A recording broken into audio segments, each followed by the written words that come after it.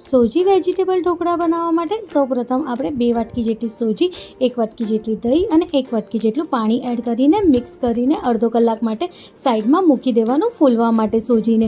અડધો કલાક પછી આપણે એમાં મનગમતી બધી વેજીટેબલ્સ એડ કરવાની. મેં એમાં મકાઈ, ગાજર અને ફણસી એડ કરી છે. હવે આદુ મરચાંની પેસ્ટ એડ કરવાની, થોડું મીઠું એડ કરવાનું અને મિક્સ કરી દેવાનું. હવે મેં આમાં 1/4 કપ જેટલું પાણી એડ કર્યું છે અને ઇડલીના બેટર જેવું રેડી કરી દેવાનું. હવે આપણે 1/4 ચમચી જેટલું સોડા એડ કરવાની અને બરોબર મિક્સ કરી દેવાનું.